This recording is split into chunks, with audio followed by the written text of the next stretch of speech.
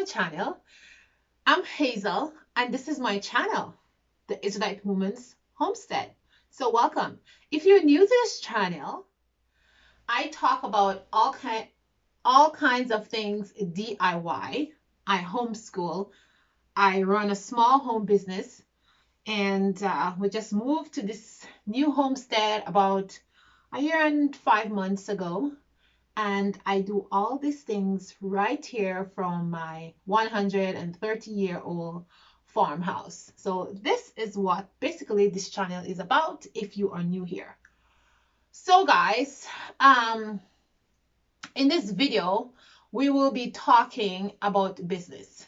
Now, I have a home-based business and it's called Rustic and Classic.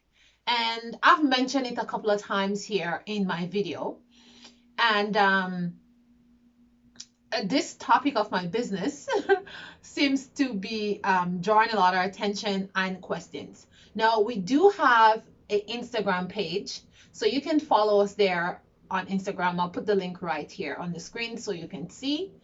But it seems like a lot of viewers are Canadians and they have a lot of questions. And because we're in this time of pandemic, people want to open their business and do things from home and be more self-sufficient and stuff like that. So I've been getting lots of questions when it comes to my business, and it's Canadian, mostly Canadian people who wants to know a lot of stuff. So I decide I will just do a whole series to answer all you guys' questions. Some of you have been DMing me, emailing me on my Rustic and Classic website and on my social media, Instagram, and on my email. So you know who you are. We have some conversations and some chats. So it's all good. It's good that people want to open businesses and they're contacting other people who have businesses to find out and getting the communication starting. So that's awesome. So I'm going to be talking about a whole lot of things and all the questions that I've been asked, all the things that I've discussed with you guys. And I'm not going to say you guys' name, especially one of my recent chats I had a couple of days ago with someone. I know you're shy and you're just opening your business, and I'll give you a shout out as soon as you have your business on my Instagram and on this channel. Now, many of my friends and other people have been saying, oh, why don't you just make a channel for your business? Look, guys, I love my life. I love my business, but it takes a lot of hard work to homeschool, to run this business. So having another channel, it's just going to be a lot of hard work. And when I started this channel, it was basically just, to show you like what is happening in my life, just some, lifestyle things, whatever, but this channel has evolved into many things. So anyways, I'm not going to talk longer. So let's get into the video. And I seem to be having a shadow or something here. So, okay, I am casting a shadow. Okay, guys, you see this here? This is my shadow. And I don't know how to get rid of it. I put the light on, I use a light, whatever. I just can't get rid of the shadow. So just ignore the shadow that is above here. It's the sun shining in one end, the light is on, I just can't get rid of it. So just ignore this spot. That's it. But anyways, so let's talk about one of the most asked questions is, how did I get my business to be so successful like in a year time, right?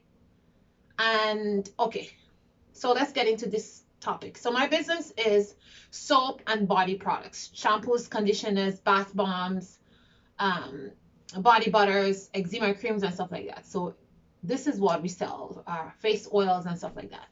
So how did I get my business to be successful? People reach me, like how did it happen?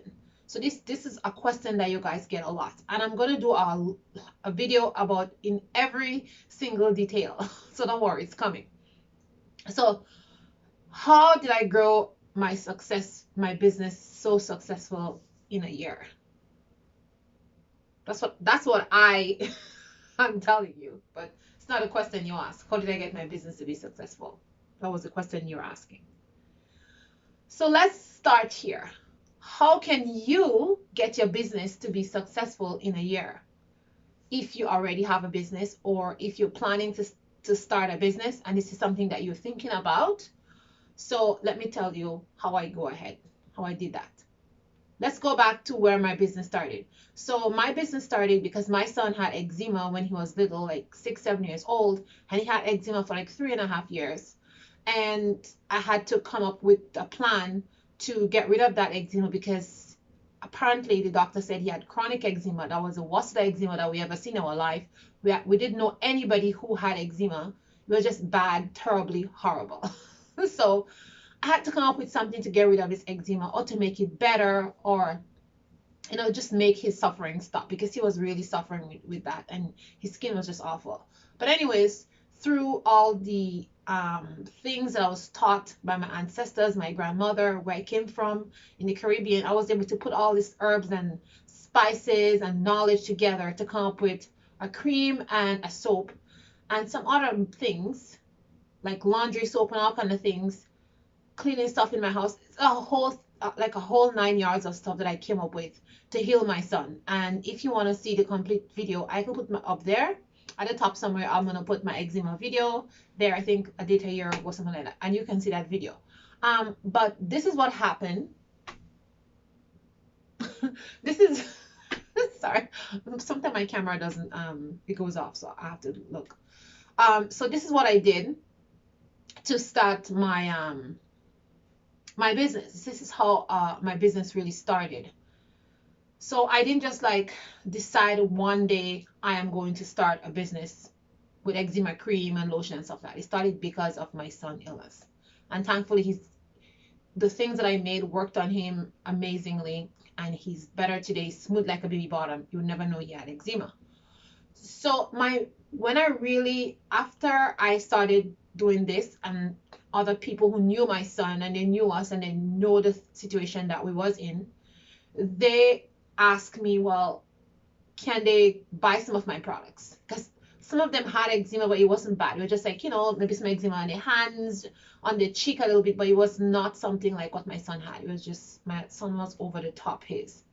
But now I didn't know much about eczema at that time, but now that I know about eczema, I know there are people who has even worse than what my son had. So anyways, so I decided to sell myself to them. And so they used it and the eczema got better. And so that's where the business started. So people started buying that eczema product.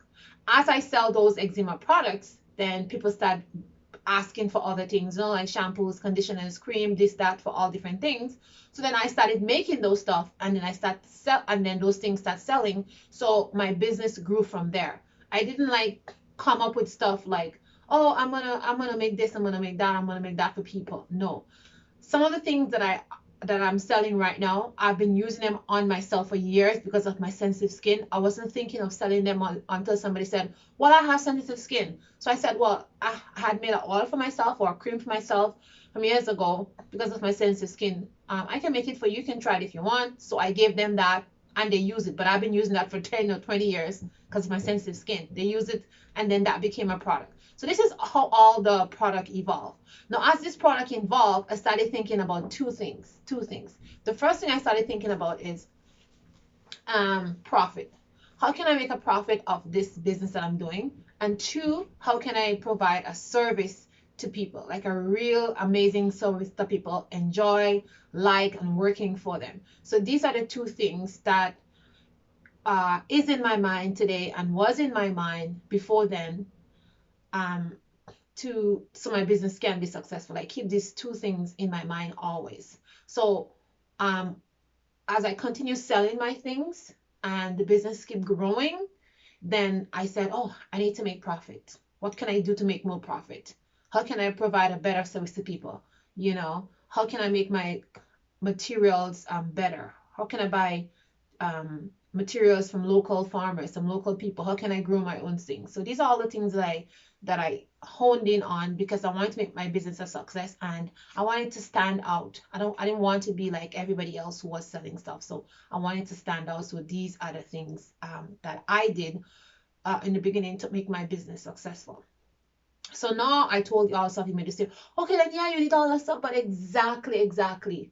What can me, the person who wants to start this business tomorrow, how can I do it? So first thing that you want to to be thinking about. If you're gonna start a business very soon, or you're thinking about starting a business very soon, and you're not in my situation, like you didn't start a business because of some problems that was happening in your life, because some sickness or something, but you just want to start a business because it's all the things that are happening, you want to become a business owner, you're at the point where you're like, I want to be my own boss, I can do it, I can do something, you have a skill or something. So the first thing I want to think about is time. um do you have, like, do sorry guys. So the first thing you want to think about is time. You want to decide on the type of business that you want to go into, and the time that you have to make this business come to fruition. So that's a very important thing. Many people just want to do a business, but they don't take time into consideration. They just jump into things. Oh, I want to open a lip gloss business, and they just jump into it. And they don't take the time to analyze, to think, to research, to plan all this stuff. Oh, my friend have a business and she's doing well. I think I can do well too. But there's many things that you have to think about, or thoroughly thought out before you really jump into all that stuff. And that's what makes people business successful or not successful. Now, point number 2 on how do I do this, how do I get there, is you have to do a lot of research.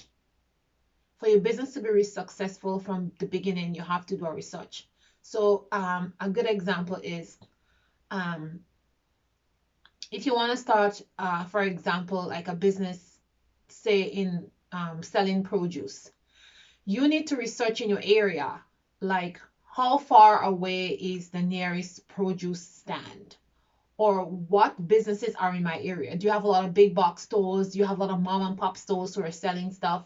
Is that something that you can do and do it successfully without having to compete with other people? Like, if I want to do a business like that, it will work for me because I live in like a rural area. There's not a lot of places to buy food in my area, like food stands or stuff like that, like with fresh produce. So if I open a stand, little marketplace on my property or something, that would be a great thing because people can just drive in and just buy what they want. So I can do this because there's none of that in my area, and I know definitely that's going to be a success. So if you're in that position, that is something that you have to research.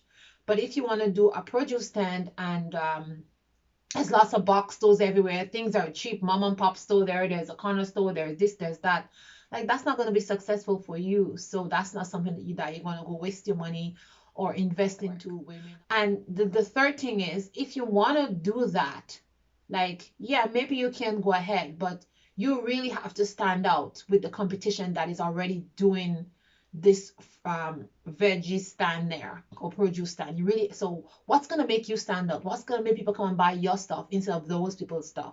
You know what I mean? So that's things that you have to look into, and that's what makes somebody's business successful or not successful. It takes research and it takes time, and you really have to do your diligence. So okay, so once you get that, you do your research, you plan, and everything like that, and you decide, hey, yes, I want to go ahead and do this vegetable stand because the nearest Walmart is 40 minutes away. The nearest grocery store is 45 minutes away. That's going to do one in my area. Now you start to execute. You can execute your plan, and you can go ahead and say, okay, great, I have, half an acre. I'm going to grow my veggies here. I'm going to do this. Decide on what you're going to plant and how you're going to plant it. And that's how you execute. Then the money, what you're going to use for the business, this is going to come into play there. So that's when the execution comes into place. So that's how your business is going to be successful. So another thing that makes the business not successful is they come to the point of execution, but then they execute too much. So they take on too much things that they can handle. So in my business, I only take on things that I can handle, honestly. That's why my business is successful, because I am not taking on anything that I cannot handle. I'm not making any orders. I'm not taking any wholesale orders. I am not making any specialized orders for people unless I can handle it, unless the time frame that they want stuff in can suit my lifestyle also. So when you have a business, you cannot go crazy. Money is great, but you have to know the limit and your limitations also. Many people are not successful because they don't know the limitations. That's a big problem with with successful businesses. People take on too much. They can't meet people orders. They can't fulfill people's orders. Things are not done properly. The quality of the product or the service goes down, and that's where problem arise. You lose customers and stuff like that. So for my business, I make it successful because I am catering to a set of people, specific people who are looking for a specific thing.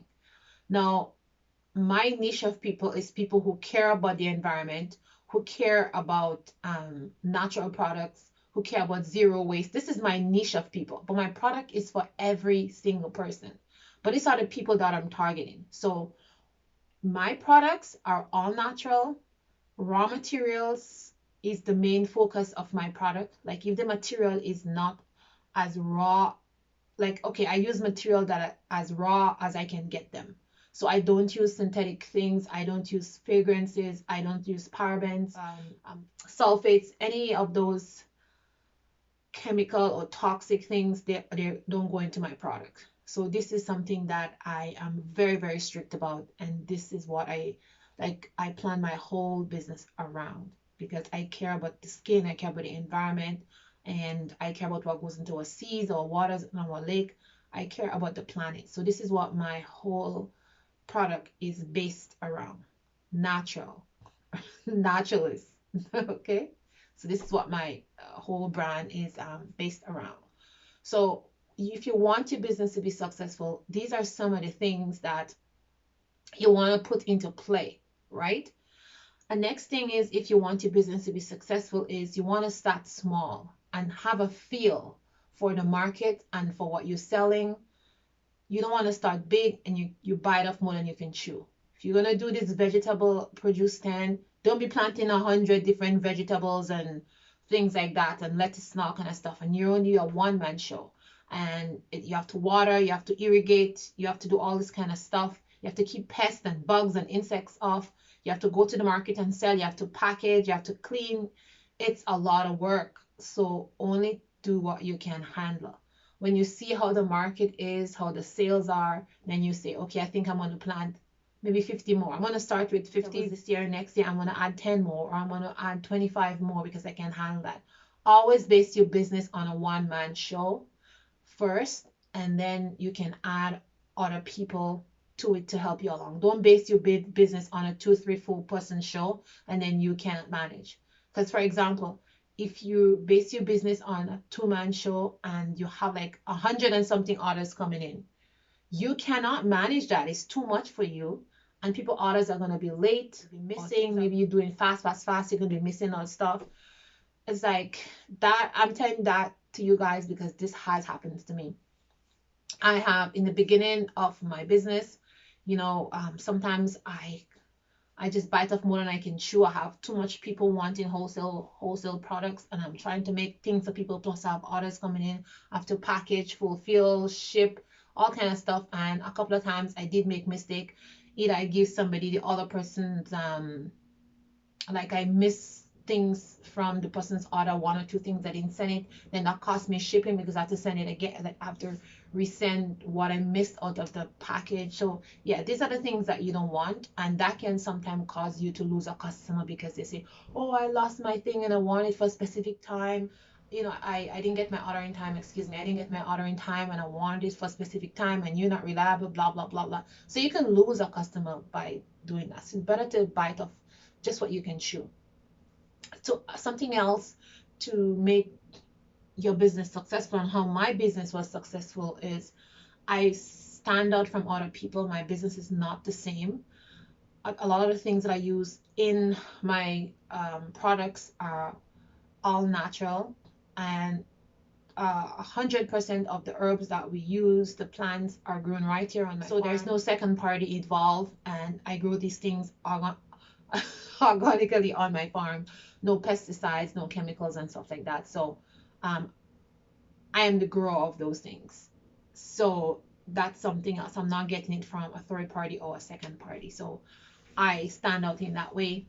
Another way I stand out is like my product is not like, I don't use a lot of like fancy product colors and all that kind of stuff. My product is based on the value that is the nutrient value that is inside the plants, and the like what it's going to do for your skin, or what it's going to do for your body, or if it's something that is like our herbs, which we're going to be selling soon, when you ingest it, the benefits that you're going to get from it. So that's the purpose of it. So I'm not saying that you shouldn't color your soap or whatever. If that's something that you think is good for you, you go ahead and do that. But as for me, since I am all natural and I just want the raw materials, I don't want to use any colors or any things in my soap that's not natural. So I do use color, but it has to be from a plant. So for example, I use seaweed as a color, and seaweed is a plant that comes from the sea. So I use a lot of flowers and plants to make dyes and colors that's gonna go in my soap, but it's from a plant. Or if I really have to use a color, like I use like a food color, like a food coloring. That's food safe for you to consume, so therefore you can put it on your skin. So this is how I set up or brand my products to be different from other people. And my raw materials, I try to get them as raw as possible. So I get my shea butter from Africa, straight from the village. You know, I have a vendor that goes there, and I get my shea butter from her. And my oils and stuff that I use, since I grow a lot of the herbs here, I infuse all my oils at home using those fresh plants and herbs that I grow here. So all the infusion takes place here.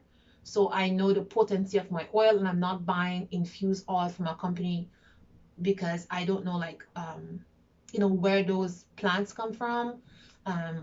Like, I don't really know anything about the product, and it's very important that I know about the product. I want to know if it's ethically harvested, and I want to know where it come from. I want to know how it's harvested. So anything that I use that I can't grow, I can't make it, I usually get it local, and I know the process. Like my honey, I get it just down the street from a farm down the street from me, just like a 4 or 5 minutes drive down the road. I can just drive down there, pick up honey. I can pick up beeswax, stuff like that.